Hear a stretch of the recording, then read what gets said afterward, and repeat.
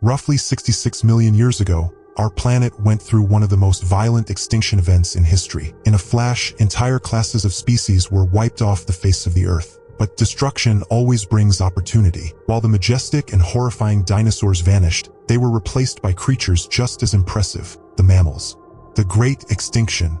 3/4 of all living organisms died out during the Cretaceous-Paleogene extinction. Almost anything heavier than 25 kilos, including the non-avian dinosaurs, ceased to exist. This tragedy marked the end of the Mesozoic era and the dawn of the Cenozoic, the era we are living in right now. The Paleogene period. The first chapter of this new world is the Paleogene. It began 66 million years ago. For the first 10 million years, the Earth was recovering from a massive blow. With the dinosaurs gone, the planet was full of vacant real estate, and the new masters of Earth moved in fast. The geography looked different. North and South America were separated by tropical seas. India was an island, crashing its way toward Asia. And between Africa and Eurasia lay the ancient Tethys Ocean, slowly disappearing as tectonic plates shifted. The world was a tropical paradise, warmer than today, covered in dense, lush forests. This is where the ancestors of modern mammals thrived. For example, the Maiacids, Maiacids, small, nimble predators that looked like martens. Scientists believe these little guys are the grandfathers of all modern carnivores, from dogs to bears. At the same time, we saw the rise of Archaeocetes, the ancestors of whales.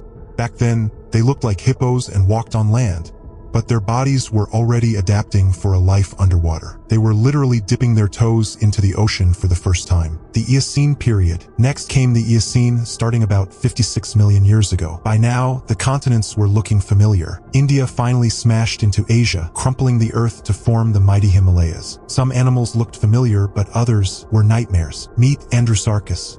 This was one of the largest mammalian predators ever to walk the Earth. Its skull alone was nearly a meter long. That's 50% larger than a grizzly bear's. Its bite force was strong enough to crush bone like a twig. Imagine a wolf-like beast, for meters long, weighing a ton. Ironically, this monster wasn't related to wolves.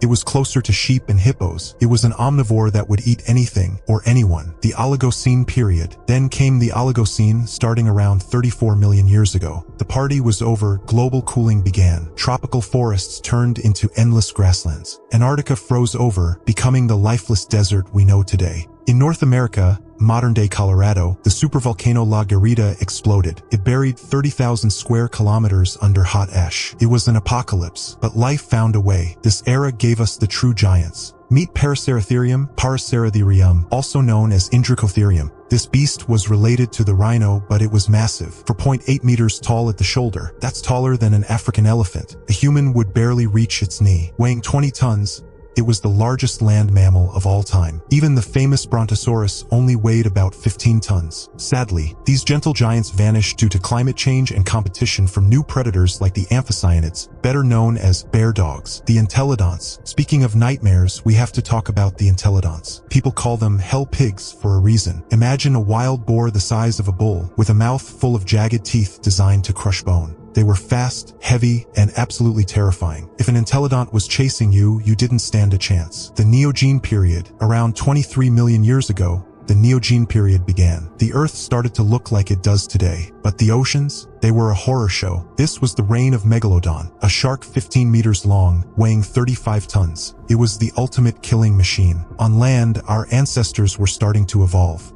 Between 1 million and 100,000 years ago, giants like Gigantopithecus roamed Asia.